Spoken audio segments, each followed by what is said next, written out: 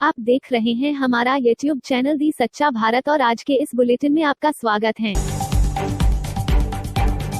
सच्चा भारत में सबसे पहले आप देखेंगे स्थानीय व जिले के समाचार, फिर देखेंगे राज्य व राष्ट्र के समाचार। जिले के बाहर बिल्डिंगों में आगजनी की घटना होने के बावजूद भी पाली नगर परिषद नहीं चेत रही है। धान मंडी स्थित शंखेश्वर दर्शन सोसाइटी में मंगलवार को अचानक शॉर्ट सर्किट होने की वजह से विद्युत बोर्ड में आग लगी, जिससे सोसाइटी में लगे सारे मीटर जलकर खाक हो गए।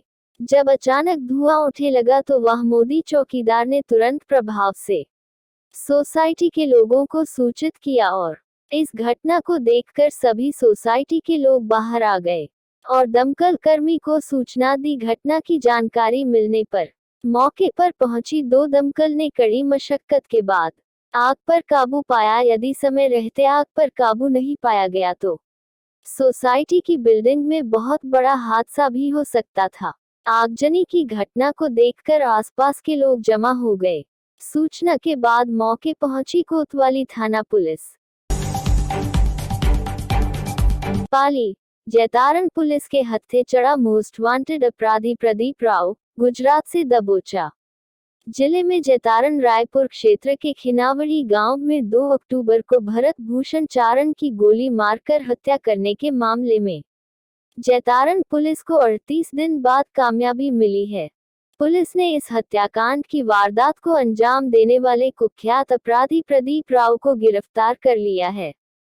पुलिस आरोपी को गुजरात से गिरफ्तार कर जैतारण लेकर आए है, जहां उससे पूछताछ की जा रही है। बताया जा रहा है कि पुलिस जब आरोपी को गुजरात पकड़ने गई तो पुलिस और आरोपी के बीच मुठभेड़ भी हुई और उसके बाद इस मोस्ट वांटेड अपराधी को पकड़ा गया। जैतारण पुलिस से मिली जानकारी के अनुसार 2 अक्टूबर की शाम को बिकरलाई हाल झूठा निवासी प्रदीप राव खिनावड़ी गांव में तेज बाइक चला रहा था। भरत भूषण ने उसे गांव में तेज बाइक चलाने से मना किया तो उसने गुस्से में अपने साथी गंगापुर सिटी निवासी सुरेश भाट के साथ मिलकर भरत भूषण की गोली मारकर हत्या कर दी, जिसके बाद दोनों आरोपी वहां से फरार हो गए। सीसीटीवी के आधार पर दोनों अपराधियों की पहचान हुई। उसके बाद आरोपी दोबारा खिनावड़ी गांव में आए और मांगीलाल कुमावत नाम के एक व्यक्ति को बंदूक दिखाकर उसकी बाइक लेकर फरार हो गए थे, जिस पर पुलिस ने दोनों की तलाश शुरू की और सोमवार को उन्हें गुजरात से गिरफ्तार कर लिया। जिला कलेक्टर हरदीप द्वारा जिले में सोमवार को कोरोना के 69 और रोगी मिले। कोरोना संक्रमित मरीजों का आंकड़ा अब 10,000 के पार हो गया है। मार्च महीने से शुरू हुई कोरोना ने चिकित्सा विभाग के साथ जिला प्रशासन की नींद उड़ा रखी है। जिले से अब तक कुल 254 दिन में 10,060 संक्रमित मरीज सामने आ चुके हैं। गनीमत है कि इनमें से 9,779 मरीजों की उपचार के बाद रिपोर्ट वापस नेगेटिव आ चुकी है, जिन्हें अस्पताल प्रबंधन की ओर से घर भी भेज दिया गया है। अस्पताल में केवल 281 मरीज ही स्वास्थ्य लाभ ले रहे हैं। इसके चलते जिले की रिकवरी रेट 97.20% तक पहुंच गई है। कोतवाली थाना अधिकारी ने पुलिस बल के साथ किया निरीक्षण। दिवाली त्योहार को लेकर दुकान के बाहर हो रहे अतिक्रमण को हटाया। बिना मास्क दुकान संचालकों यह काटे चालान। नो मास्क नो एंट्री अभियान एवं दिवाली के त्योहार को लेकर कोतवाली थाना प्रभारी गौतम जैन पुलिस दल के साथ शहर के अंदरूनी इलाकों में जाकर दुकानों के बाहर हो रहे अतिक्रमण एवं बिना मास्क के दुकान संचालकों के चालान काटे। साथ ही भविष्य में दोबारा गलती नहीं करने के निर्देश भी दिए। मौके पर एएसआई धनराज, एएसआई ओम प्रकाश व कांस्टेबल के जवान मौजूद रहे। टैक्सी ने मारी बाइक को टक्कर, बाइक पर सवार 2 युवक हुए घायल। हाईवे एम्बुलेंस दोनों को उपचार के लिए लाया बानगढ़ अस्पताल। ट्रॉमा यूनिट में दोनों का चल रहा इलाज। अज्ञात चालक टैक्सी लेकर हुआ मौके से फरार। पाली के पनिहारी हाईवे के पास हुई टक्कर। सदर थाना अंतर्गत पनिहारी हाईवे के पास पाली की ओर आ रहे बाइक को सामने से आ रही टैक्सी में टक्कर मार दी, जिससे बाइक पर सवार दोनों युवक घायल हो गए। हाईवे एम्बुलेंस की सहायता से दोनों घायलों को उपचार के लिए पाली के बानगढ़ अस्पताल में लाकर भर्ती करवाया, जहां दोनों का इलाज जारी है। वहीं मौका पाकर टैक्सी चालक टैक्सी लेकर फरार हो गया। पुनायता स्थित फैक्ट्री में हुई संदिग्ध हालत में मजदूर की मौत। कोतवाली पुलिस पहुंची मौके पर। शव को लाया गया बानगढ़ अस्पताल। श्रमिक की पत्नी ने फैक्ट्री संचालक पर लगाया हत्या का आरोप। परिजनों ने शव को मोर्चरी में रखवाने से किया इनकार। सूचना मिलने पर कोतवाली थाना अधिकारी और सिटी सीओ पहुंचे बानगढ़ अस्पताल। श्रमिक की पत्नी से समझाइश कर शव को रखवाया मोर्चरी में। पोस्टमार्टम के बाद होगा मौत के कारणों का खुलासा। अस्पताल परिसर में भारी भीड़। सोजत सर्किल के जाबाज पुलिस अधिकारी हेमंत कुमार व उनकी टीम का ग्रामीणों ने किया भव्य स्वागत। मारवाड़ क्षेत्र के गांव बासनी जोजावर में गत दिनों में जमीनी विवाद के चलते प्यारेलाल की हत्या हो गई थी, जिसको पाली जिला पुलिस अधीक्षक राहुल कोटोकी के निर्देशन में अतिरिक्त पुलिस अधीक्षक डॉक्टर तेजपाल व सोजत पुलिस उप अधीक्षक डॉक्टर हेमंत कुमार के सुपरविजन में टीम गठित कर सिरियारी थाना अधिकारी सुरेश सारण के नेतृत्व में मेहनत कर मृतक के आपसी संबंधों को विभिन्न पहलुओं को ध्यान में रखते हुए हत्या का राजपास अति शीघ्र करने पर व हत्यारों को गिरफ्तार कर जेल भेजने पर ग्रामीणों ने सोजत सर्किल के दबंग जानबाज पुलिस अधिकारी डॉक्टर हेमंत कुमार का भव्य स्वागत किया। जोधपुर नगर निगम दक्षिण में भाजपा के पार्षदों ने किया मतदान। जोधपुर शहर के नगर निगम दक्षिण क्षेत्र में भाजपा पार्षदों ने मंगलवार को शपथ लेने के बाद मतदान किया।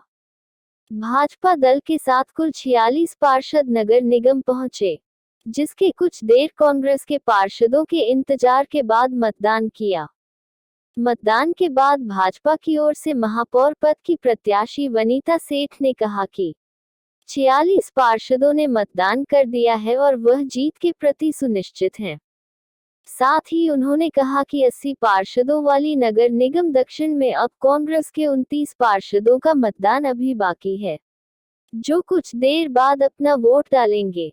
इसके अलावा 5 निर्दलीय प्रत्याशी अपना मतदान करेंगे। हालांकि निर्दलीय प्रत्याशियों ने अपनी ओर से भी हेमलता परिहार को महापौर पद के लिए प्रत्यक्ष बनाया है। वहीं कांग्रेस 29 पार्षदों के साथ दूसरा बड़ा दल है। उसके पक्ष में कितने निर्दलीय मतदान करते हैं, क्योंकि कांग्रेस लगातार दावा कर रही थी कि नगर निगम दक्षिण में भी वह अपना बोर्ड बनाएगी। सच्चा भारत में नियमित देखिए मध्याह्न में लंच ब्रेक न्यूज एवं रात्रि में डिनर ब्रेक न्यूज। कोटा इन 200 विद्यार्थियों को इंजीनियरिंग और मेडिकल की दी जाएगी निःशुल्क कोचिंग। राजस्थान सरकार के जनजातीय क्षेत्रीय विकास विभाग उदयपुर एवं निजी कैरियर इंस्टीट्यूट कोटा के संयुक्त तत्वावधान में आदिवासी, पिछड़े और सरकारी स्कूलों में अध्ययनरत 200 विद्यार्थियों को निःशुल्क कोचिंग दी जाएगी।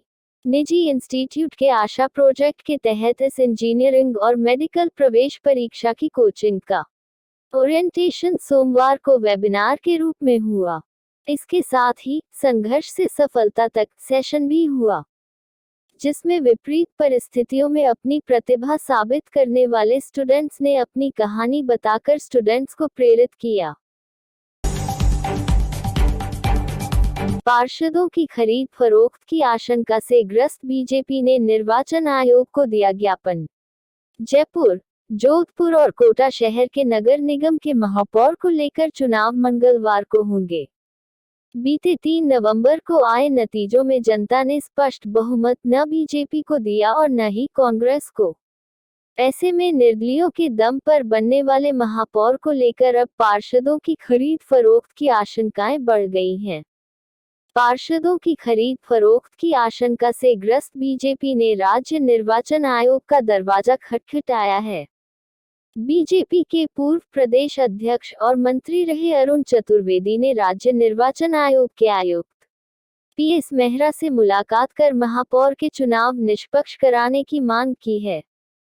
चतुर्वेदी ने कहा कि महापौर चुनाव में कांग्रेस अपने सत्ता और धनबल का प्रयोग करने की कोशिश कर रही है। जहां पर बीजेपी को बहुमत मिला है, वहां पर भी कांग्रेस अपने सत्ता के प्रभाव का इस्तेमाल करते हुए महापौर बनाने की जुगत में लगी है। उन्होंने कहा कि पार्षदों की खरीद फरोख्त की जा सके, इसीलिए कांग्रेस ने मतदान के बाद महापौर चुनाव में 7 दिन से अधिक का समय रखा है। जयपुर, राजस्थान में राजनीतिक उठापटक के दौरान एक के बाद एक ऑडियो वायरल हुए थे। इन ऑडियो के बाद कांग्रेस पार्टी की ओर से मुख्य सचेतक महेश जोशी ने केंद्रीय मंत्री गजेंद्र सिंह शेखावत के खिलाफ एसीबी में मुकदमा दर्ज करवाया था। अब नगर निगम चुनाव में भी उसी तरीके से भाजपा की महापौर प्रत्याशी कुसुम यादव के पति अजय यादव का कथित ऑडियो वायरल हुआ है। इस ऑडियो के वायरल होते ही भाजपा ने कांग्रेस पर आरोप लगाया कि कांग्रेस पहले भी आरोप लगा चुकी है, लेकिन साबित कुछ नहीं कर पाई। इस मामले पर बोलते हुए राजस्थान के मुख्य सचेतक महेश जोशी ने कहा कि सोमवार को आया ऑडियो भी सही है और इससे पहले जो आरोप कांग्रेस पार्टी की ओर से केंद्रीय मंत्री गजेंद्र सिंह शेखावत पर लगाए गए थे वह भी सही थे। 100 से ज्यादा जवान, ड्रोन कैमरे, डॉग स्क्वाड टीम, 24 घंटे की मशक्कत और फिर शाहपुरा जयपुर थाना इलाके के गांव में 8 वर्षीय बालिका की हत्या के मामले में पुलिस को बड़ी सफलता हाथ लगी है। पुलिस ने इस मामले का 24 घंटे में खुलासा करते हुए 2 लोगों को गिरफ्तार किया है। आरोपियों ने अवैध संबंध उजागर होने की आशंका से बालिका की गला दबाकर हत्या कर दी थी। वहीं पुलिस पूछताछ में आरोपियों ने अपना जुर्म कबूल कर लिया है। कोटपुतली अतिरिक्त पुलिस अधीक्षक राम कुमार कसवा ने प्रेस कॉन्फ्रेंस में खुलासा करते हुए बताया कि शाहपुरा थाना इलाके खोरी गांव स्थित लोमोड़ो की ढाणी से 8 वर्षीय बालिका नीतू घर के बाहर खेलते समय लापता हो गई थी। बालिका के परिजनों ने शाहपुरा पुलिस थाने में रिपोर्ट भी दर्ज कराई थी। पुलिस ने बालिका की तलाश के लिए टीम गठित कर जांच शुरू की। बालिका की तलाश के लिए करीब पुलिस के 100 से ज्यादा जवान जुटे रहे। इस दौरान ड्रोन कैमरे और डॉग स्क्वाड टीम की भी मदद ली गई। काफी मशक्कत के बाद 8 नवंबर को बालिका की लाश मकान के पास कबाड़ के ढेर में दबी मिली थी। पुलिस ने संदेह और आसपास के लोगों से पूछताछ के आधार पर पड़ोस में रहने वाली रेखा देवी और उसके बहनोई रमेश कुमार को पकड़कर पूछताछ की। 2009 बांका में मतगणना को लेकर सारी तैयारी पूरी, पीबीएस कॉलेज और डायट भवन में होगी काउंटिंग। बिहार विधानसभा चुनाव के सभी चरणों का मतदान समाप्त हो गया है। वहीं 10 नवंबर को वोटों की गिनती है। इसको लेकर जिले में पूरी तैयारी कर ली गई है। मंगलवार को होने वाली वोटों की गिनती जिले के पीबीएस कॉलेज और डायट भवन परिसर में होगी। जिले के 5 विधानसभा क्षेत्र के 62 प्रत्याशियों का भाग्य ईवीएम में कैद है। गिनती को लेकर प्रत्याशियों की धड़कन तेज हो गई है। वहीं मंगलवार दोपहर बाद रिजल्ट आना शुरू हो जाएगा। डीएम सुहर्ष भगत ने बताया कि सुबह 8 बजे से मतगणना का कार्य प्रारंभ कर दिया जाएगा। 11 बजे के बाद रुझान आने शुरू हो जाएंगे। मतगणना के लिए प्रशिक्षित 300 कर्मियों को लगाया जाएगा और 10% मतगणना कर्मियों को रिजर्व में रखा गया है। सभी विधानसभा क्षेत्र के लिए अलग अलग निर्वाचित पदाधिकारी नियुक्त किए गए हैं। असम में सत्ता संभालने की तैयारी, बाइडेन कोरोना और क्लाइमेट चेंज पर बड़ा फैसला ले सकते हैं, पर ट्रंप हार मानने को तैयार नहीं। अमेरिकी चुनावों में डेमोक्रेट जो बाइडेन और कमला हैरिस की जीत हो चुकी है। 20 जनवरी को बाइडेन शपथ लेंगे। डेमोक्रेट्स ने सत्ता हस्तांतरण की तैयारी भी शुरू कर दी है। वहीं राष्ट्रपति डोनाल्ड ट्रंप अभी भी हार मानने के लिए तैयार नहीं है। उन्हें नतीजों पर अब भी शक है। बाइडेन को 279 और ट्रंप को 214 इलेक्टर्स वोट मिले हैं। जीत के लिए 270 वोट जरूरी होते हैं। न्यूज एजेंसी एएफपी के मुताबिक बाइडेन की कोरोना से लड़ने के लिए एक टास्क फोर्स बनाने की योजना है। कोरोना से लड़ाई में ट्रंप की नाकामी को बाइडेन ने प्रमुख मुद्दा बनाया था। वहीं बाइडेन पेरिस क्लाइमेट समझौते दोबारा से ज्वाइन करने पर भी विचार कर रहे हैं। साथ ही वे मुस्लिम देशों पर लगाए ट्रेवल बैन के ट्रंप के ऑर्डर को उलट सकते हैं। और ऐसे ही नए अपडेट पाने के लिए द सच्चा भारत चैनल को सब्सक्राइब कीजिए। धन्यवाद।